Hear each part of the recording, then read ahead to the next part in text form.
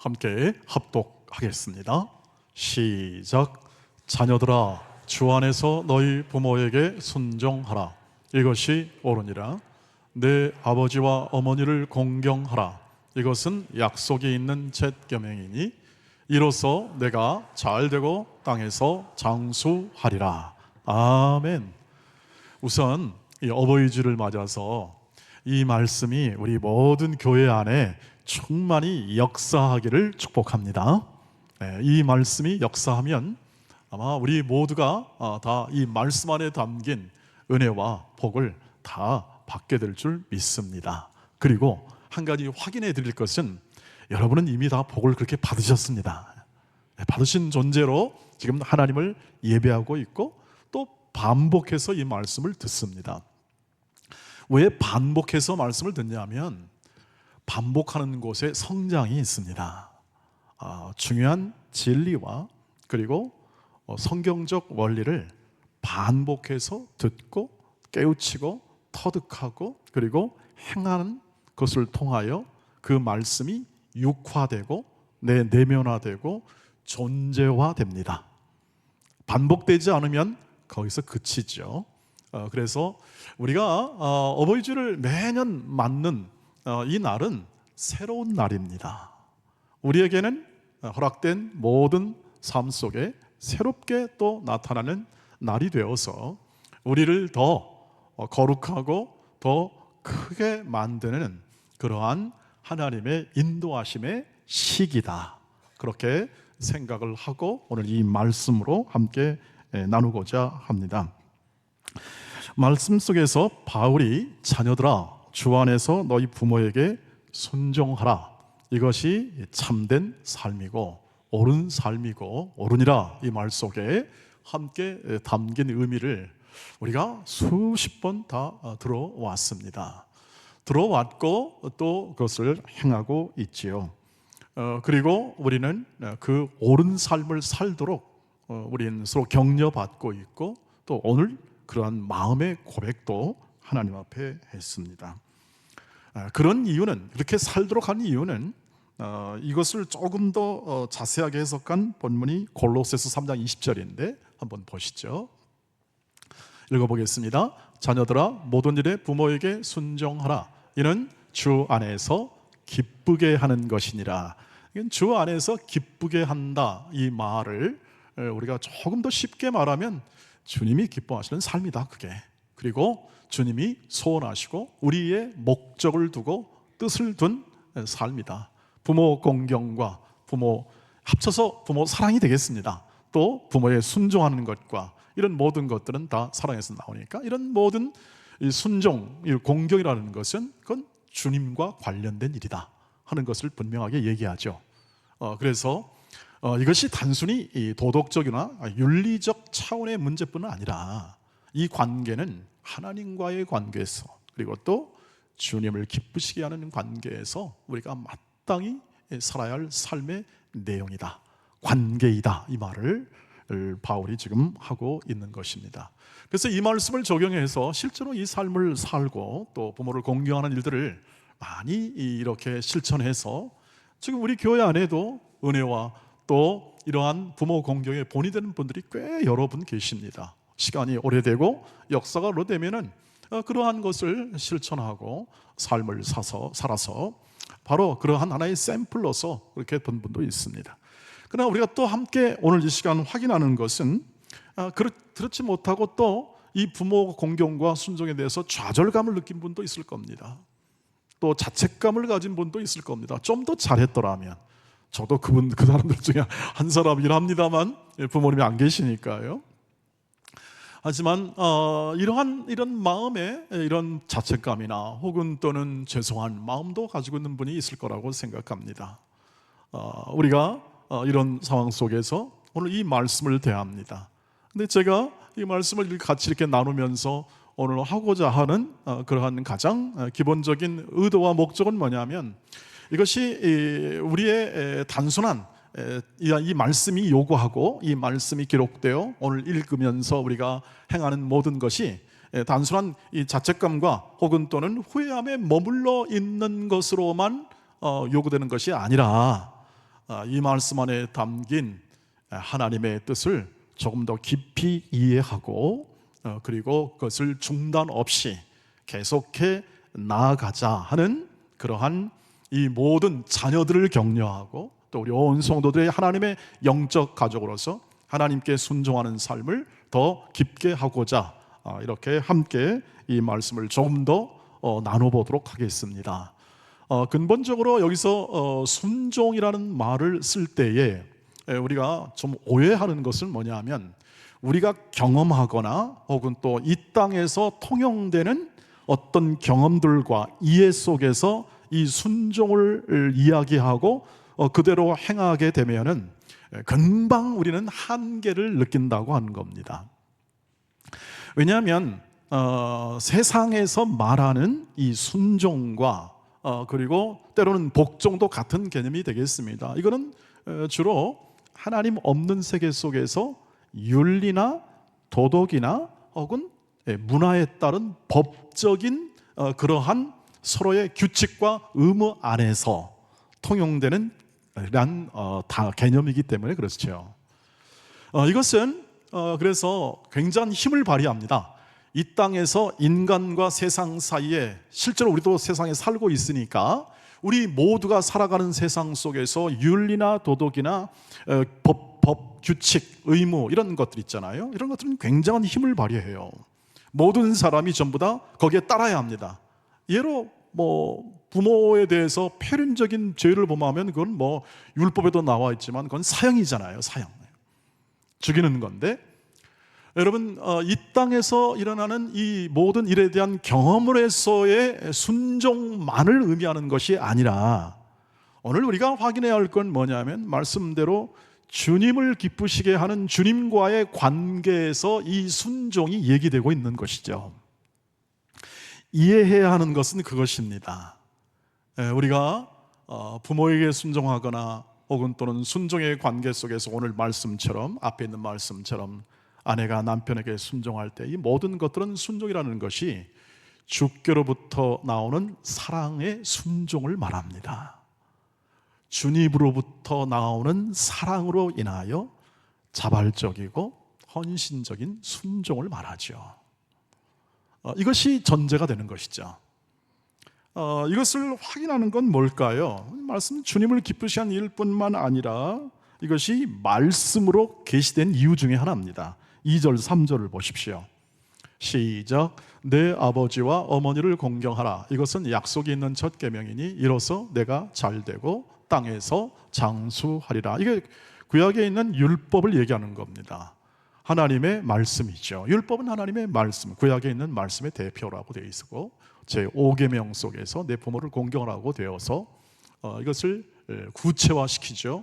삶에서 이건 반드시 행해야 되고 그리고 하나님의 백성이라면 법처럼 지켜야 할 내용으로 된 것이죠.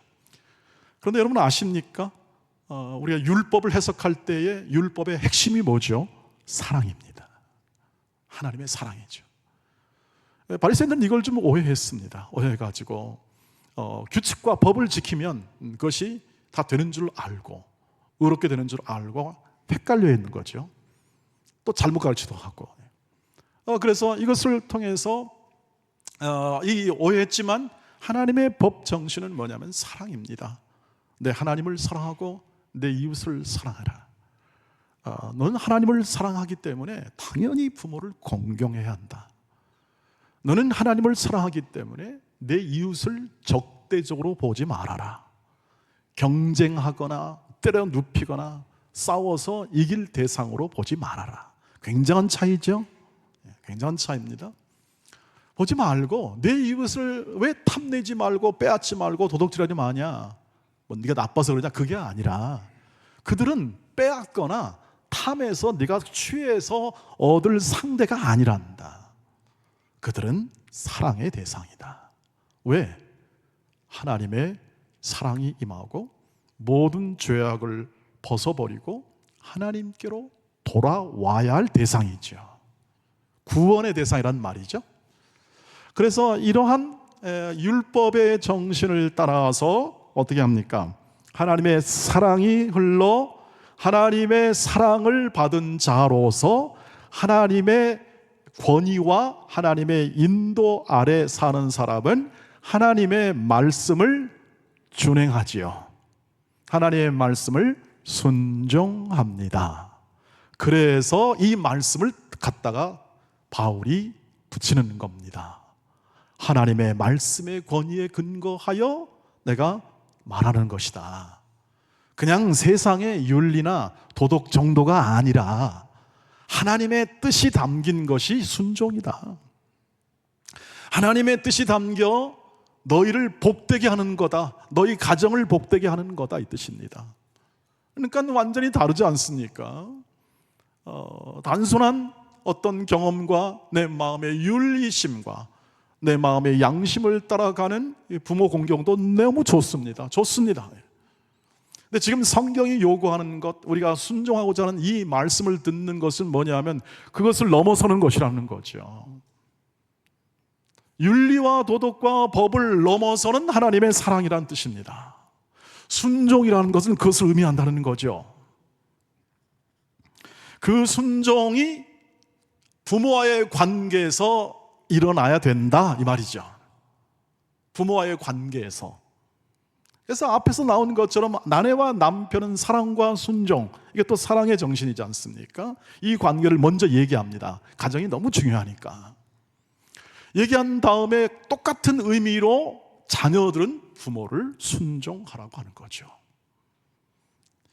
이것은 결국 너도 잘되게 하고 너의 가정을 복되게 하는 약속이 있는 계명으로서 준 말씀이니까 너는 그렇게 준행하라. 그럼 바깥에 나가서는 어떻게 할까요? 자신의 상전에 대하여, 자신을 인도하는 권위에 대하여 순종해라. 같은 맥락입니다. 그러니까 단순한 지배와 혹은 또는 어떤 압박을 통해서 나의 뜻을 실현하는 그러한 어떤 과정으로서의 순종을 말하는 것이 아니라 그것을 넘어섭니다. 그것을 넘어서 진정한 하나님의 사랑에 입각하고 그 하나님의 사랑의 통치가 임하는 모든 가족 관계에서 자녀들은 부모에게 순종하는 역할로서 부모와의 관계를 이어가라. 부모와의 관계를 세워라. 즉 사랑의 관계를 세워라 하는 것이 지금 성경의 요구가 되겠습니다. 그러니까 이렇지 않습니까? 이 말씀을 적용해 봤는데 내가 효도를 많이 했는데 갑자기 오래 못 사는 분도 계시잖아요. 우리가 좀 고민하는 게 그렇지 않습니까? 이렇게 좋은 덕목으로서 이렇게 권유하고 이렇게 함께 나누고자 했던 일들 가운데 그렇지 않은 경우가 왕왕 나타납니다. 일반적으로, 물론 저도 설교를 들어보고 이렇게 조사를 해봅니다만 일반적으로 효도하고 공경하는 사람들이 오래 살더군요. 근데 그렇지 않은 경우도 나타나고, 그리고 실제로 이 땅에서 잘 돼야 되는데 효도를 많이 한 사람이 이 땅에서 세상적으로 말하면 잘 되지 않고 늘 고생하다가 삶을 이렇게 끝내는 경우도 있고, 그러다 보니까 이것이 도대체 뭔가, 이것이 그냥 내 마음의 소로 그친가?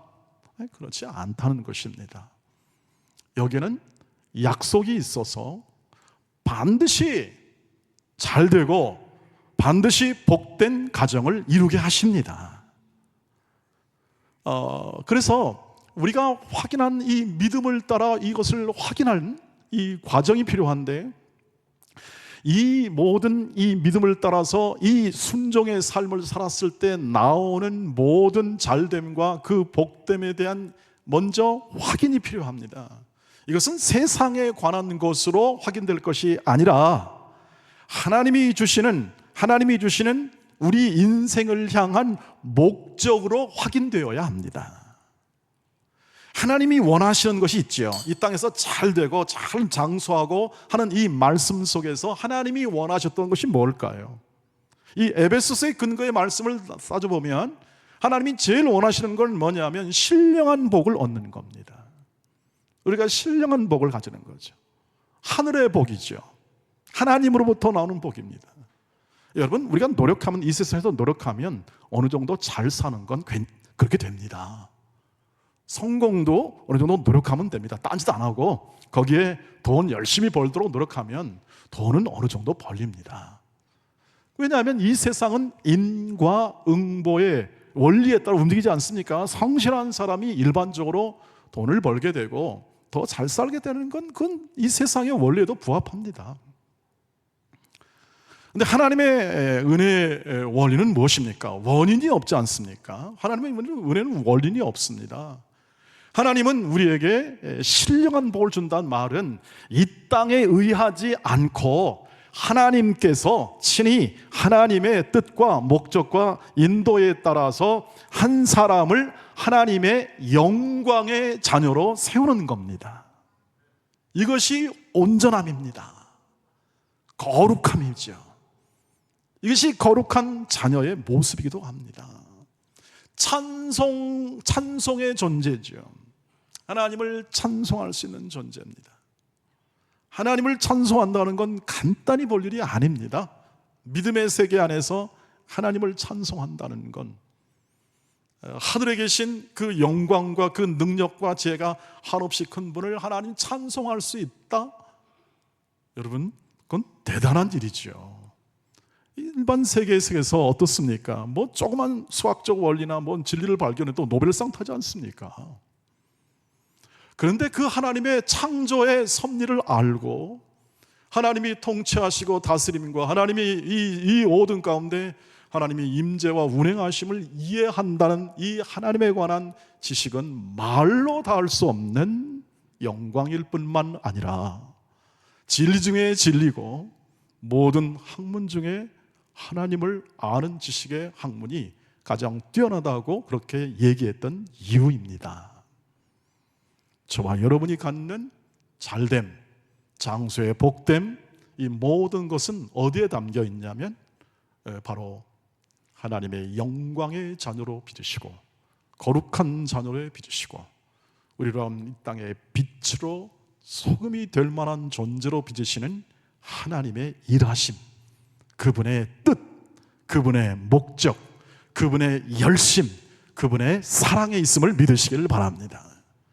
그것으로 족할 수 있고 그것으로 만족함에 올 때에 이 세상에서 누릴 수 없는 평안과 평강이 그 안에 자리 잡게 되고 우리는 진정한 순종의 삶을 살아가는 기반을 마련하죠. 순종은 따르는 것 아니겠습니까? 따르는 것이죠. 부모를 따르는 것이죠. 부모의 사랑, 부모의 인도를 따르는 것이고 그 부모 안에 담긴 하나님의 사랑의 인도를 따르는 거죠. 부모가 부족하고 부모가 연약할지라도 따르는 것입니다. 왜요? 하나님이 그 부모를 통해서 온갖 이 땅에서 좋은 것은 다 주십니다. 지금 신령한 복의 내용들을 그대로 부모를 통해서 다 주시죠. 생명을 주십니다. 구원의 은혜가 부모의 모든 과정을 통해서 일어나지 않습니까?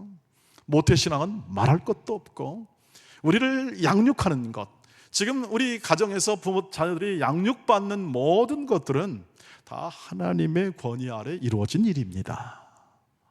하나님의 우리가 모를 때, 하나님을 모를 때는 몰라서 몰랐고 하나님을 알아보니까 하나님을 알게 되니까 그 하나님의 사랑은 태초부터 시작된 하나님의 사랑임을 이해하게 되는 거죠. 그러니까 노래할 때 여러분 태초부터 시작된 하나님의 사랑 노래에서 끝날 게 아니라 이게 사랑이라는 게 그냥 어느 한 시점에서 내가 그냥 사랑받는 게 아니구나. 이 사랑은 이게 오랫동안 시간과 모든 환경에 걸쳐 이루어지는 것이구나 하는 것을 이해하면서 부르게 되면 하나님의 사랑이 내 안에 더 풍성하게 차오게 되는 것이죠.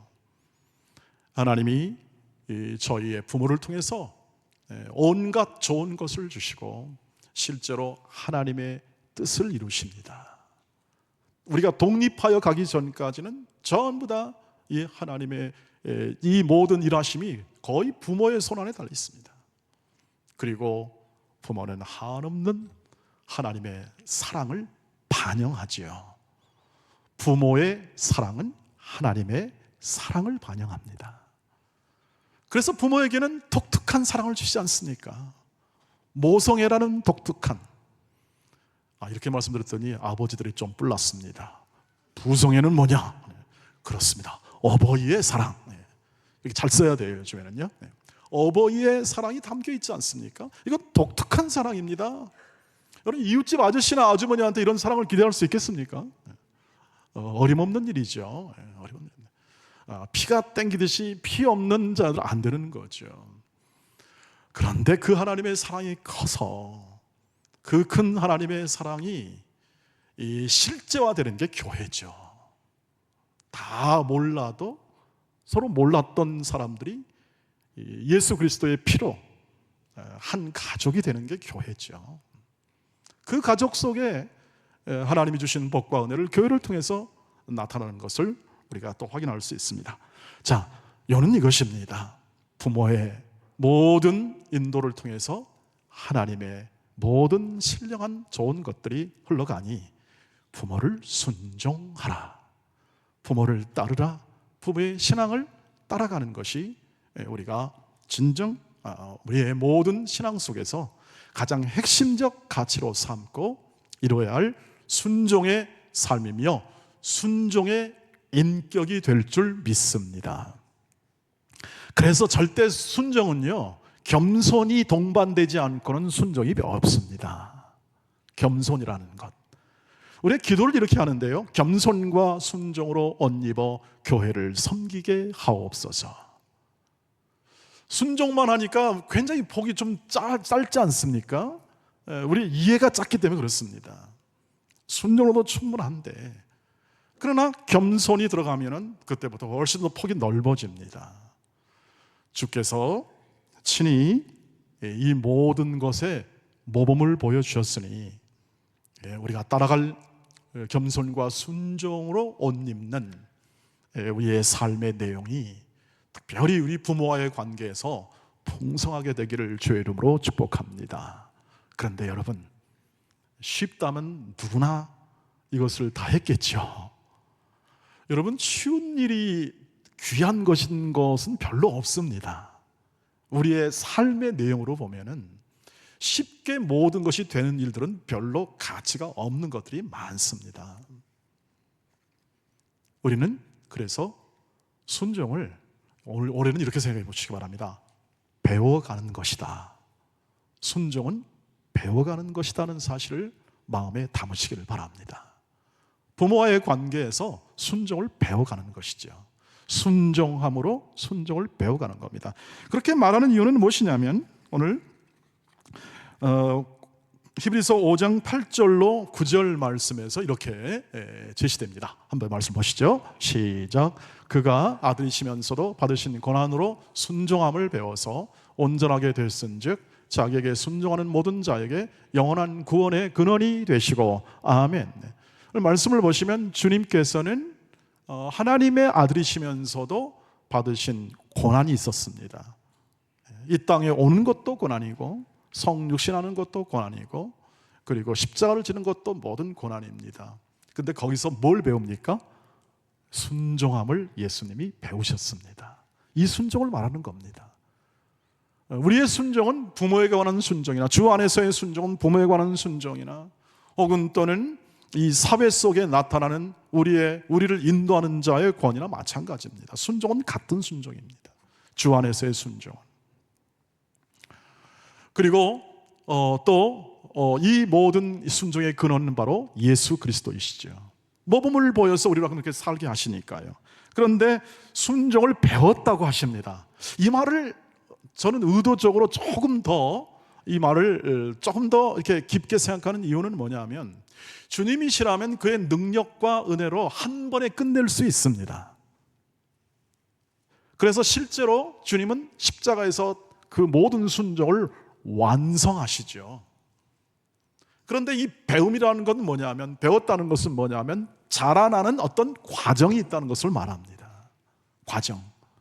순종이라는 것을 그래서 어떻게 표현하냐면 그건 인격을 말하는 것이다. 순종하는 인격.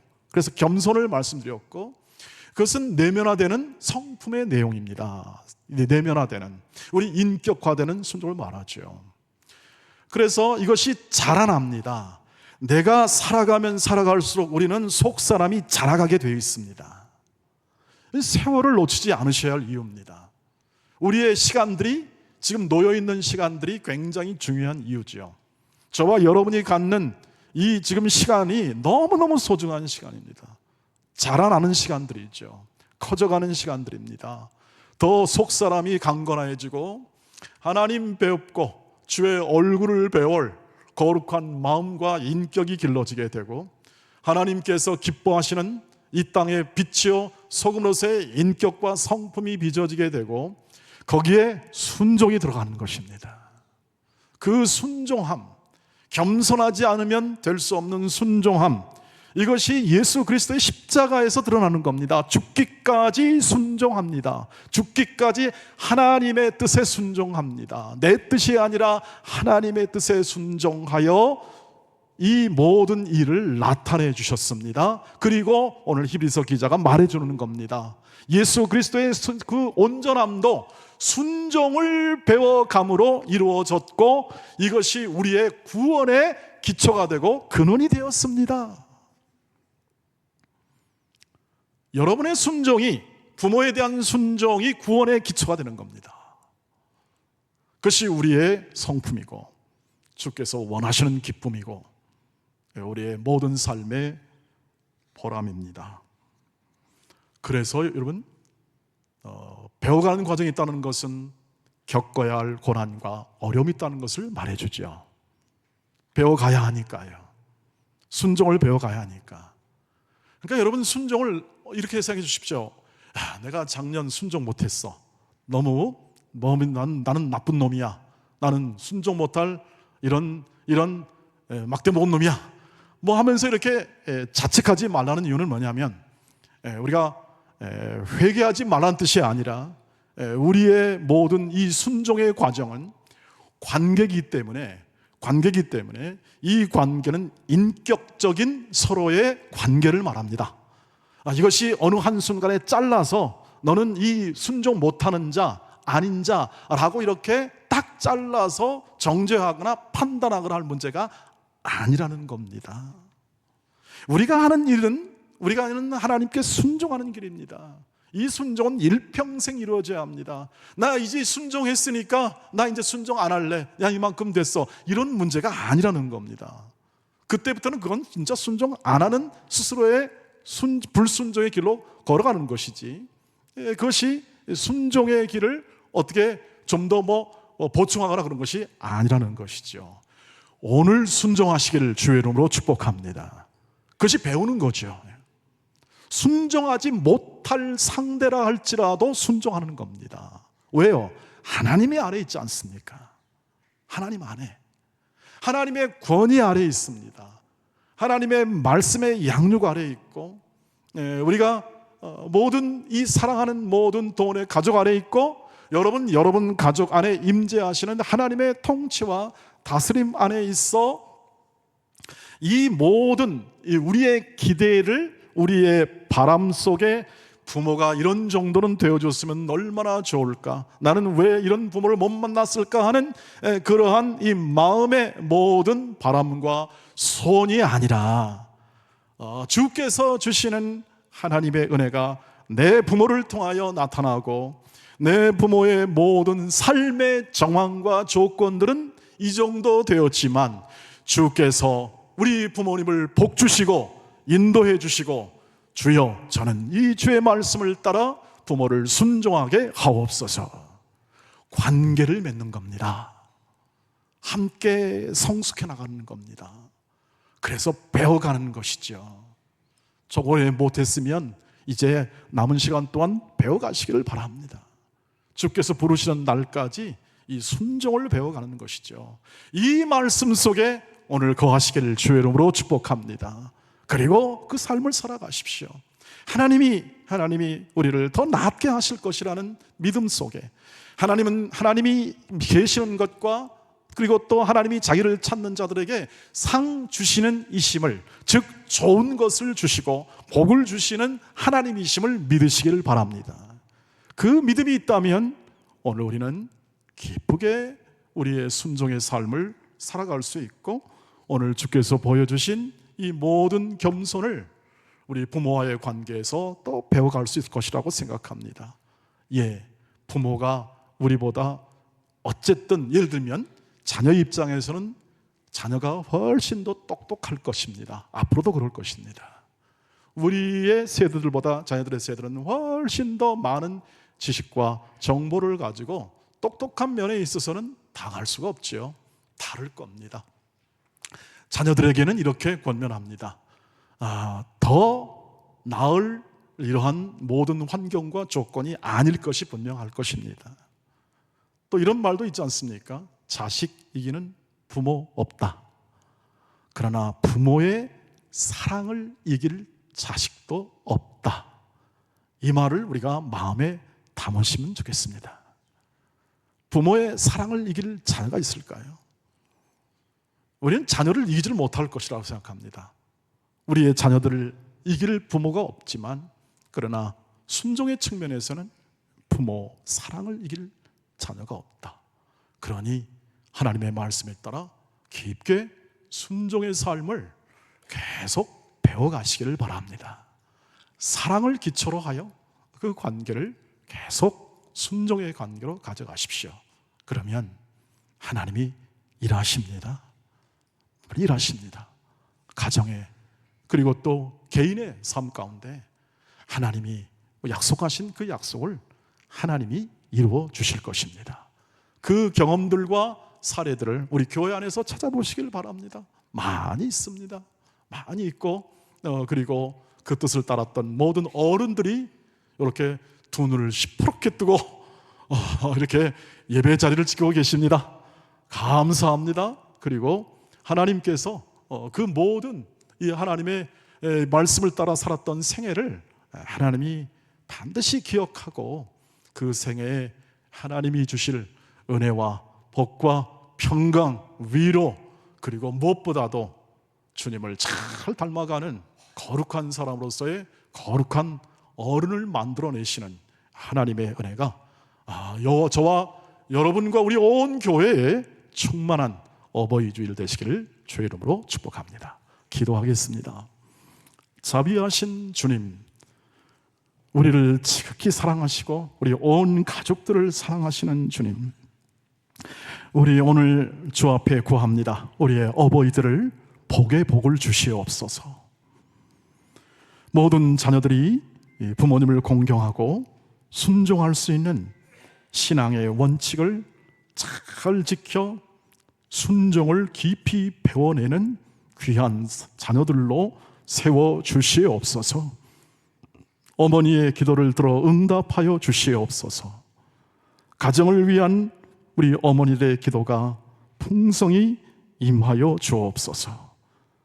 약하여 고통하고 아파하는 우리 부모님들을 주님께서 건강을 회복하게 하시고, 하나님을 알지 못하는 부모님이 계시다면 이 모든 일에 구원을 허락하여 주시옵소서. 각 가정에 처해 있는 어려움과 연약함을 기억해 주시고, 때로는 고민, 불화 혹은 또는 관계, 여러 면에서 고난을 겪는 모든 가정 속에 순종, 말씀의 순종함의 마음을 허락하셔서 하나님의 뜻을 이루어 주시고 회복하여 주시옵소서.